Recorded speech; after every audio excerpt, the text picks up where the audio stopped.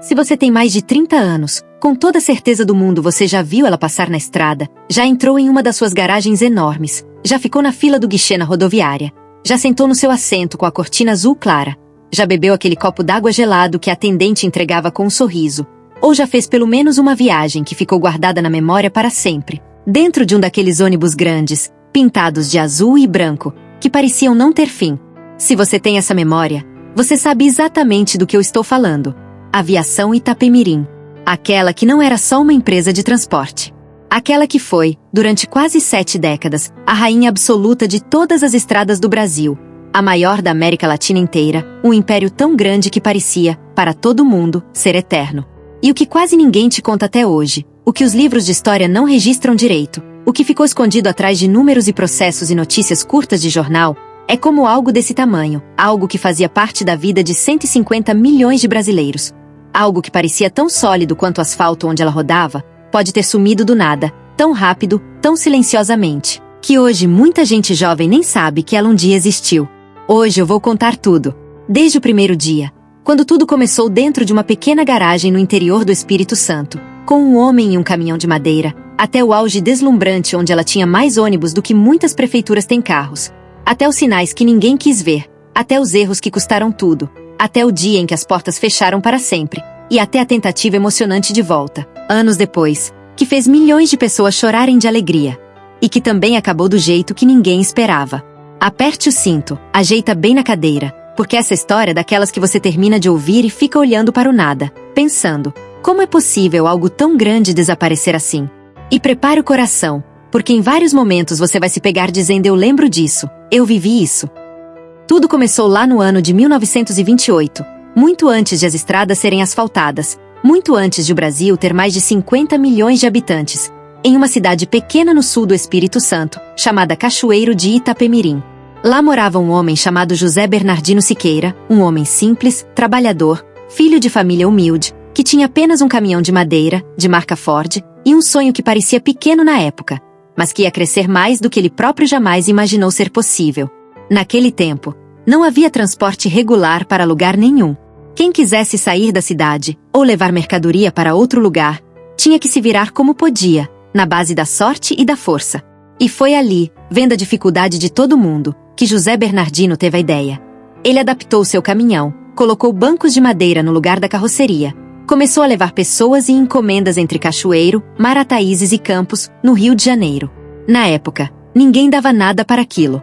Muitos diziam que ia durar pouco, que não dava dinheiro, que ele ia acabar perdendo o único bem que tinha. Hoje, quando olhamos para trás, a gente percebe. Naquele dia, naquela garagem pequena, nascia um império que ia mudar para sempre a história do transporte rodoviário em todo o país. O nome ele tirou do rio que corta a cidade, o rio Itapemirim, um nome indígena que significa água que corre sobre pedras. E quem diria que esse nome ia ficar gravado na pele de gerações e gerações de brasileiros?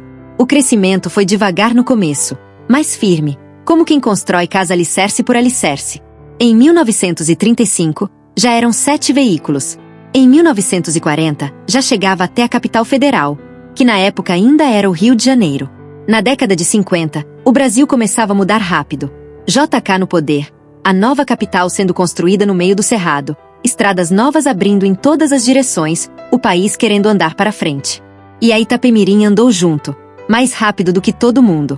Ela foi a primeira a comprar ônibus com ar-condicionado, a primeira a ter banheiro dentro do veículo, a primeira a fazer linhas interestaduais diárias em horário certo, a primeira a tratar o passageiro não como um número, mas como alguém que estava ali confiando seu tempo, a sua segurança, os seus sonhos, a sua própria vida nas mãos deles. Para quem não viveu aquela época, é difícil até explicar o que significava ver um ônibus da Itapemirim chegar. Não era só um meio de transporte. Era sinônimo de confiança. Era sinônimo de que você ia chegar bem, no horário, com conforto, sem surpresas. Quando alguém dizia eu vou de Itapemirim, as pessoas já sabiam. Aquilo é coisa séria. Aquilo é o melhor que tem. E então chegaram os anos 70. E foi ali que o império deixou de ser grande e passou a ser gigante, de uma maneira que pouquíssimas empresas em toda a história do Brasil conseguiram ser. No auge absoluto, a aviação Itapemirim possuía mais de 4.200 ônibus rodando por todos os cantos. Para você ter ideia do que isso significa, se você colocasse um ônibus atrás do outro, Eles formariam uma fila de mais de 50 quilômetros de extensão. Eram 45 mil funcionários diretos. Mais gente do que a população inteira de muitas cidades médias brasileiras. Eram 2.500 rotas diferentes, que cobriam todos os 26 estados da federação, mais o Distrito Federal, e ainda cruzavam fronteiras, chegando até a Argentina, Paraguai e Bolívia. Ela não parava por aí. Tinha fábrica própria de pneus, fazendas próprias para produzir alimento, hotéis, postos de gasolina, oficinas enormes em cada estado, até um banco próprio para movimentar todo o dinheiro que girava dentro da operação. Ela não era mais só uma aviação. Ela era um estado dentro de outro estado. Uma máquina tão grande, tão bem organizada, que o próprio governo federal muitas vezes recorria a ela para ajudar em transporte de emergência, em campanhas, em logística que ninguém mais conseguia fazer. Nas rodoviárias de todo o país, o guichê da Itapemirim era sempre o maior, sempre o mais cheio, sempre o que tinha fila mais comprida. Aquele azul e branco virou uma marca registrada na paisagem brasileira. Quem passava a noite na estrada, quando viajava longe, sabia. Se passar um Itapemirim, pode ficar tranquilo, a estrada é segura. Muitos de nós temos histórias que não saem mais da cabeça. A viagem para conhecer um parente que nunca tinha visto, a ida para o primeiro emprego longe de casa, a volta para casa depois. De meses fora, o casamento, o nascimento de um filho, a despedida de quem amávamos. Tudo isso dentro de um ônibus azul e branco. E o pior, ou o melhor de tudo, naqueles anos 70 e começo dos 80, ninguém, absolutamente ninguém, nem os donos, nem os funcionários, nem os passageiros, nem os economistas mais renomados, imaginava que um dia aquilo tudo ia acabar. Existia uma certeza absoluta no ar. A Itapemirim é eterna. Ela sempre vai existir. Ela é maior que o tempo, maior que qualquer crise, maior que qualquer governo. E foi exatamente nessa certeza, nessa sensação de que nada poderia dar errado, que começou a ser plantada a semente do fim. Os anos 80 chegaram e o Brasil entrou em uma das décadas mais difíceis da sua história econômica. Inflação que corria solta, mudando de preço todo dia, toda semana, taxas de juros que subiam para o céu, governos que mudavam as regras do jogo do dia para a noite, sem aviso prévio. A Itapemirim, por ser gigante, sentiu o peso na hora. Os custos com pneus, combustível, peças, manutenção, salários, disparavam de uma hora para outra, mas o preço da passagem era controlado pelo governo, e demorava meses para ser reajustado. A conta começou a não fechar mais. Mas como ela era enorme, todo mundo pensava: ah, é só uma fase, ela tem reserva para aguentar séculos. E a administração, acostumada a décadas de vitórias e crescimento sem parar, começou a cometer erros graves, erros que hoje, olhando de fora, parecem até difíceis de acreditar que foram feitos. Começaram a investir dinheiro em coisas que não tinham absolutamente nada a ver com transporte rodoviário, negócios que eles não dominavam, que não conheciam, só porque achavam que por serem a Itapemirim, iam dar certo em qualquer coisa. E muitos desses investimentos deram errado, muito errado, e milhões foram perdidos assim, do nada. Ao mesmo tempo, a concorrência começou a crescer forte. Viações menores, mais ágeis, com custos muito mais baixos, começaram a roubar rotas, a fazer preços mais baixos, a pegar os passageiros que antes eram só dela. A dívida, que já era grande, virou uma bola de neve que descia a ladeira em alta velocidade, sem freio nenhum. E o pior de tudo, dentro da empresa, muita gente começou a achar que por ser a número 1 há tanto tempo, não precisava mais se cuidar, não precisava mais melhorar, não precisava mais ouvir o passageiro.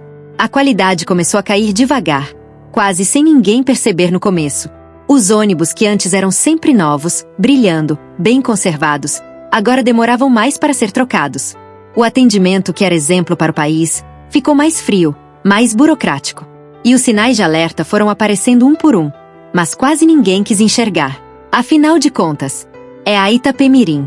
Nada pode acabar com ela. Chegamos aos anos 90. O Brasil muda de novo. Chega o Plano Real, a inflação cai do dia para a noite, a moeda fica estável. O que para quase todo mundo foi uma bênção, para Itapemirim foi o golpe final, o que faltava para derrubar tudo de vez. Porque ela estava endividada até o pescoço, e as taxas de juros que o governo colocou para segurar a nova moeda foram as mais altas de toda a história. Uma dívida que já era imensa, dobrou, triplicou, quadruplicou em pouquíssimo tempo. Os juros comiam todo o lucro, e ainda sobravam contas para pagar. Foram demissões em massa, milhares de famílias de uma hora para outra sem o salário que garantia o pão na mesa. Ônibus que antes rodavam dia e noite, agora começaram a ficar parados nos pátios enormes, por falta de dinheiro para comprar pneu, para comprar óleo, para colocar combustível. Rotas inteiras foram canceladas de uma semana para outra. E ainda assim, muita gente continuava dizendo: vai passar, é só um momento difícil. Ela já passou por tempestades muito piores. Mas dessa vez era diferente. Dessa vez o buraco era muito mais fundo do que qualquer um imaginava. Em 1997, a Justiça decretou a intervenção na empresa. 2 anos depois, no dia 10 de agosto de 1999, depois de exatos 71 anos de história, veio a notícia que ninguém queria acreditar que um dia ia chegar. A falência oficial da aviação Itapemirim foi decretada. E a velocidade com que tudo desapareceu depois disso foi o que mais chocou o país inteiro. Em menos de 18 meses, o império de 4.000 ônibus, 45.000 funcionários, 2,5 mil rotas, simplesmente deixou de existir. Os veículos foram levados para leilão, vendidos um por um, para outras viações, para prefeituras, para igrejas, para empresas de turismo. Muitos acabaram abandonados em terrenos baldios, apodrecendo ao relento, com a pintura azul e branco ainda aparecendo por baixo da ferrugem, como um fantasma do que um dia foi rei das estradas. Os imóveis, as garagens gigantescas, os postos, as fazendas, tudo leiloado, tudo vendido para tentar pagar pelo menos um pedacinho das dívidas que chegaram a valores astronômicos. Milhares de funcionários ficaram sem receber anos de salários, férias, rescisões, direitos que trabalharam a vida inteira para construir. Nas rodoviárias, de um dia para o outro, o guichê grande, azul e branco, que sempre teve fila, estava fechado, escuro, com letreiro caído, e ninguém ali para atender mais ninguém.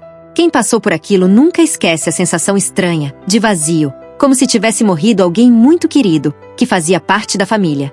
Muitos dizem até hoje, naquele dia, morreu também um pedacinho da nossa própria história, um pedacinho do Brasil que nunca mais volta. E o pior de tudo, até hoje, muita gente discute quem foi o culpado.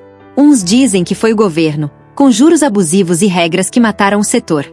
Outros dizem que foi a má gestão, o excesso de confiança, os investimentos errados, o orgulho de achar que era grande demais para cair. Outros ainda falam em corrupção, em negócios escusos nos bastidores que nunca vieram a público de verdade. A verdade é que, como quase sempre acontece nas grandes tragédias, não foi um motivo só. Foi um conjunto de coisas, uma tempestade perfeita, que juntou tudo que podia dar errado, e acabou com o que levou 71 anos para ser construído. Mas a história da Itapemirim não parou por aí, não. Porque o amor das pessoas por aquela marca era tão grande, tão forte, que anos depois, quase 20 anos depois do fim, uma notícia apareceu nos jornais, e o Brasil inteiro parou para ler e chorar de alegria. A Itapemirim Inteligência Artificial voltar. No final de 2018, foi anunciado oficialmente. Um grupo de empresários comprou a marca, todos os direitos, ia colocar ela de volta nas estradas, com a mesma cor azul e branco, o mesmo símbolo, o mesmo orgulho de antes. A notícia viralizou em todas as redes sociais. Vídeos antigos foram compartilhados milhões de vezes. Pessoas de todas as idades, de todos os estados, escrevendo: estou esperando há 20 anos por isso. Vou viajar de novo só por ser Itapemirim. Ela nunca morreu no meu coração. Em pouco tempo, os primeiros ônibus novos começaram a aparecer nas estradas, novinhos em folha, azul e branco, com nome grande na lateral, exatamente como a gente lembrava. Quem viu passar na estrada naqueles dias parou para olhar. Muitos até bateram palma. Muitos choraram de emoção. Parecia que o tempo tinha voltado para trás, que o rei tinha voltado para reinar de novo. Mas, infelizmente, o destino não foi tão bonito dessa vez também. Problemas judiciais antigos que vieram à tona, dívidas que ainda pairavam sobre o nome, dificuldades de estruturação em um mercado que hoje é completamente diferente do dos anos 70. E mais uma vez, depois de pouco mais de 1 ano e meio de operação, cheia de dificuldades, a volta acabou interrompida. Muitos se frustraram, muitos ficaram tristes, muitos disseram que agora sim, acabou de vez. Mas até hoje, roda por aí, nos grupos de WhatsApp, nas redes, nos encontros de amantes de estradas, a esperança de quem sabe, um dia, ela pode voltar para ficar, para valer, do jeito que todo mundo quer. Hoje, já se passaram mais de 27 anos desde o dia da falência. Quem era criança na época da queda, hoje já é adulto, tem filhos. E muitos desses filhos nunca vão saber o que foi ver um Itapemirim passando na estrada e sentir aquela segurança, aquela alegria. Os poucos ônibus que restam, que ainda rodam por aí com a marca, são relíquias, tratados como ouro por quem os tem. Em vários lugares do país existem colecionadores, apaixonados, que gastam tempo e dinheiro para restaurar veículos antigos, para manter pelo menos um pedacinho vivo daquela memória. E por que será, hein? Porque depois de tanto tempo, depois de tantas outras viações que surgiram, muitas até maiores em faturamento hoje, nenhuma delas, conseguiu nunca tomar o lugar que a Itapemirim tem no coração do brasileiro. A resposta simples, e ao mesmo tempo muito profunda: nenhuma outra marca conseguiu ser, ao mesmo tempo, tão grande e tão próxima das pessoas. A Itapemirim não vendia só passagem. Ela vendia encontros. Ela vendia sonhos. Ela vendia a possibilidade de você sair do lugar pequeno onde nasceu e chegar mais longe do que os seus pais e avós jamais chegaram. Ela esteve presente nos dias mais felizes e também nos dias mais tristes da nossa vida. Ela carregou caixas de mudança, carregou noivas, carregou caixões, carregou crianças que iam conhecer o mar pela primeira vez, carregou jovens que iam estudar em universidades longe, carregou trabalhadores que iam buscar o pão para a família 1000 quilômetros de casa. Ela foi testemunha silenciosa de milhões de histórias que nunca vão estar em livro nenhum, que só existem guardadas na memória de quem viveu. E isso, nenhuma falência, nenhum leilão, nenhum tempo que passa, tem poder para pagar. Nenhuma outra empresa consegue comprar isso com dinheiro nenhum. Isso se constrói em décadas, com respeito, com trabalho, com presença diária na vida das pessoas. E isso a Itapemirim construiu como ninguém. Muitas vezes a gente para e pensa: o que podemos aprender com toda essa história gigante, que começou com um caminhão pequeno, dominou um país inteiro e desapareceu tão rápido? Aprendemos que nada nessa vida é eterno, por maior que pareça, por mais seguro que pareça ser. Aprendemos que o orgulho excessivo, a certeza de que nada pode me derrubar, é quase sempre o primeiro passo para a queda. Aprendemos que o maior patrimônio de qualquer coisa, seja uma empresa, seja uma pessoa, não é o dinheiro no banco, não é o tamanho do imóvel, não é o número de funcionários. É a confiança que as pessoas depositam em você e o carinho que elas guardam do que você faz. E quando isso se perde, ou quando deixamos de cuidar disso devagar, um dia tudo pode acabar, mais rápido do que a gente consegue piscar os olhos. E aprendemos também, o mais bonito de tudo, que o que realmente fica, o que realmente resiste a tudo, não é o concreto, não é o aço, não é o veículo que rodou milhares de quilômetros. É a memória. É o sentimento. É o fato de que, depois de quase 3 décadas do fim oficial, milhões de pessoas ainda falam o nome Itapemirim com um brilho diferente no olhar, com um tom de voz mais doce, mais respeitoso, mais carinhoso. Isso é o legado de verdade.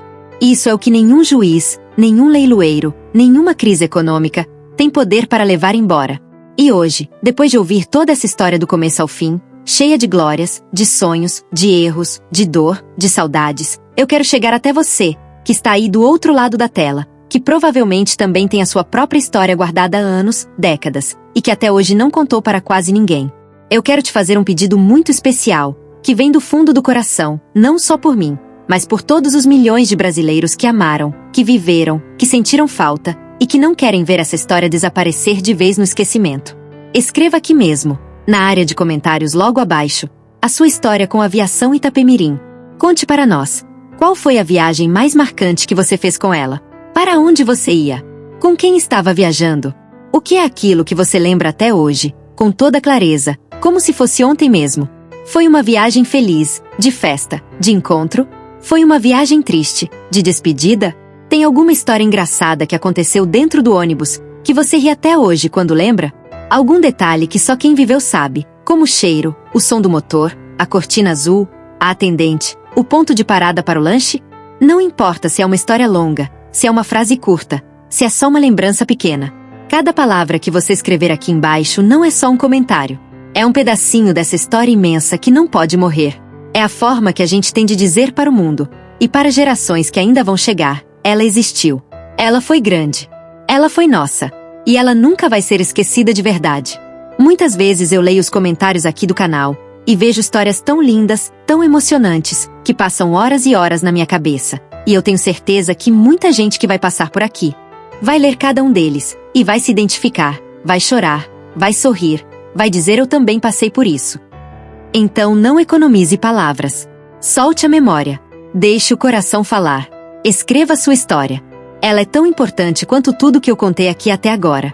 E se você chegou até o final desse vídeo, se essa história mexeu com você de alguma forma, se você também sentiu aquele nó na garganta de saudade de um tempo que não volta mais, não esquece também de deixar o seu like, de compartilhar esse vídeo com todo mundo que você sabe que também tem uma história com a Itapemirim, para que mais e mais pessoas lembrem, para que mais e mais pessoas saibam, para que o nome dela continue vivo, rodando solto por aí, forte, azul e branco, como se nunca tivesse parado de correr nas estradas desse país tão grande e tão amado.